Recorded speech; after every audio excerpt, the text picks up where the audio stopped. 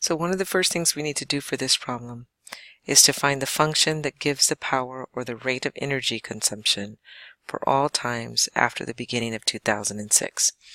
So we're going to first talk about that when t is equal to 0, that is the beginning of the year 2006.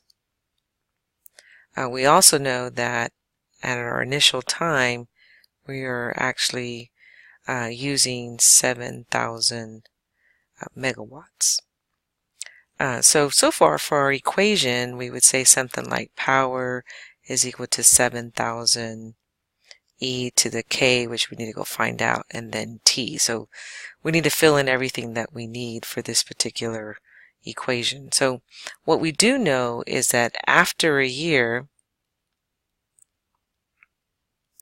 that we're going to find t is equal to 1, and that p of 1, when t is equal to 1, is equal to 7,000 times 1.02.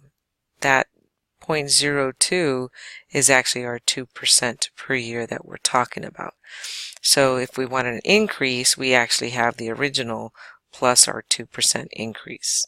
So whatever that number is, we're going to have 7,000 times 1.02 is equal to p, and we have 7,000 is equal e to the k, and then t in our case is equal to 1. So we can imagine that that's not even there.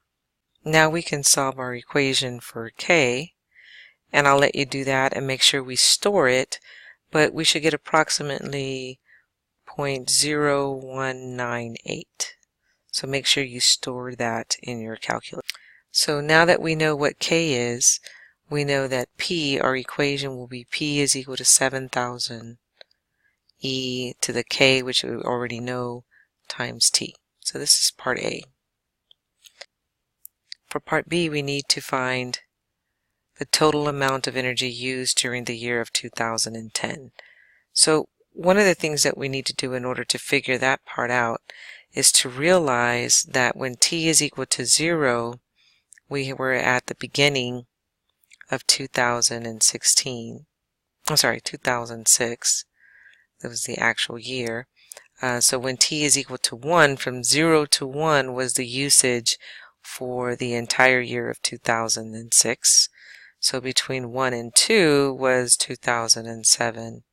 And we can keep on going and say that 2 to 3 was when 2008, 2009 would be from 3 to 4, and from 4 to 5 will be from the year 2010. So we're going to use this information so that we can see that if we want to find the energy in 2010, then that's going to equal to the integral from 4 to 5 of our power that we were using. So it would be 7,000 E. Remember, our K was stored at 0.0198 T dt. So I just wanted to show you that we can use integrals to find out the total amount of energy used in a particular year.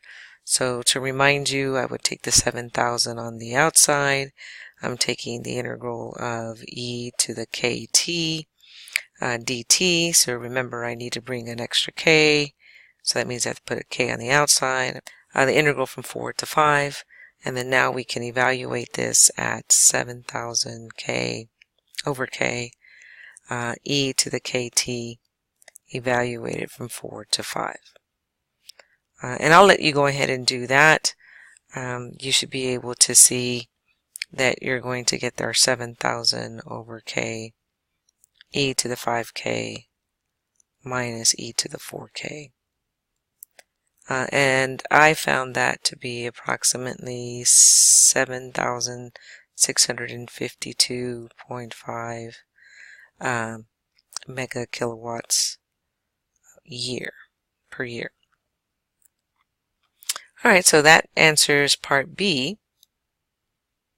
So going back to part C, It says our job is to find the function that gives the total cumulative amount from any time between 2006 until any time t. So in other words, if we want to find that total amount, we're going to accumulate. That's the same thing as adding.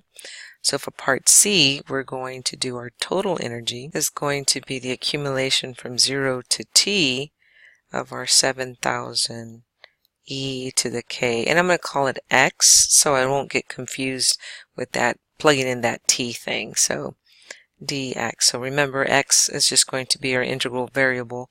We just use it. We bring in whatever letter we want as long as it's different from the one that we're trying to evaluate with t. So we do the exact same thing in terms of our integration. So I'm going to have my 7,000 out here from 0 to t, e to the kx dx. I need my k, divide by k outside, because remember k is a constant.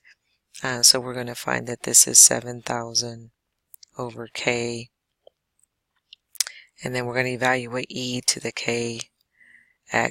We're going to evaluate that from 0 to t.